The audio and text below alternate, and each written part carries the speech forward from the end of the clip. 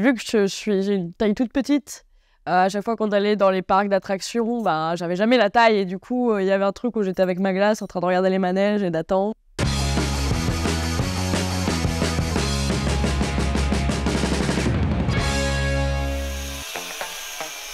Je viens d'être diplômée des Beaux-Arts de Marseille en juin.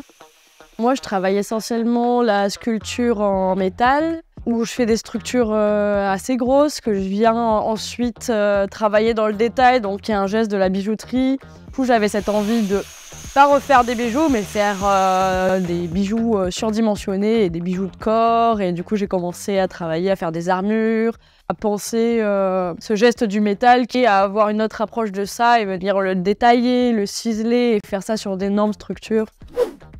Alors la sirène, du coup, j'ai choisi de partir là-dessus parce qu'il y avait ces questions de comment on fait référence aussi à Marseille, à la culture marseillaise, et où j'imaginais la sirène aussi avec la problématique des Jeux Olympiques et aussi une question peut-être plus environnementale où la sirène, elle est là, elle vient accueillir la flamme olympique des JO, mais il y a quelque chose de protection aussi qui vient veiller sur Marseille et qui accueille mais qui surveille aussi. Pour une fois, c'est pas un projet que je fais pour moi, mais qui va être destiné à être utilisé par des enfants. Et c'est bien de vraiment prendre le temps de faire attention à ce geste-là et du coup de se casser un peu la tête, de se dire voilà comment on va faire ça proprement, écaille par écaille, où on vient les marteler. Et ouais, du coup, avec les jeunes, on vient reprendre tous ces gestes qui sont ceux de comment on fait une forme, comment on vient découper des bouts de fil, les assembler les uns aux autres, comment on fait un volume, comment on vient souder. On les fait faire aussi, travailler aussi ce geste de la soudure et finalement qui marche à chaque fois parce qu'il y a un truc assez magique aussi avec la soudure. Enfin, moi, je le ressens comme ça et il y en a 2 ou 3 ce matin qui étaient hyper heureux et hyper satisfaits à chaque fois qu'il faut une soudure. Ils sont là, j'ai bien soudé, c'est cool et il y a ce truc qui est chouette. Moi, on m'a dit ouais, tu vas faire un manège, etc. Moi, je croyais que c'était nul et tout. Mais en fait, une fois que tu apprends la chose, tu remarques que c'est beaucoup plus difficile et beaucoup plus intéressant que ce que l'on imagine en fait. On va dire, tu découvres des trucs que si tu serais resté chez toi, tu n'aurais pas encore vu. Donc, tu n'aurais pas essayé. Donc c'est bien, c'est comme une petite découverte. J'ai aimé parce que j'ai appris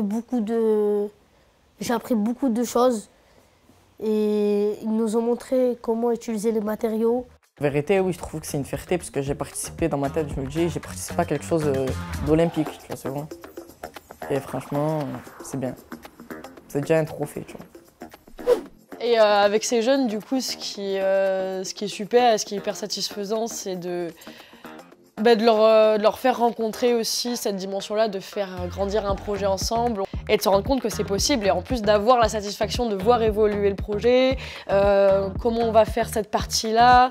Il y en a plusieurs qui sont en train d'essayer de penser à comment ils la font, ensuite on vient l'ajouter à un autre bout de la structure et finalement les choses grossissent, chacun il donne sa participation et ensemble en fait on fait quelque chose et à la fin il y a aussi un objet matériel.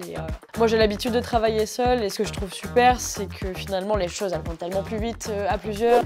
J'imagine vraiment cet enfant qui a cette sensation d'envol et qui vient se mettre dans la sirène, surtout qu'elle aura un mouvement. Je trouve ça super chouette, enfin, je suis hyper contente de faire ça et j'espère que l'enfant qui se mettra dedans ressentira ça aussi.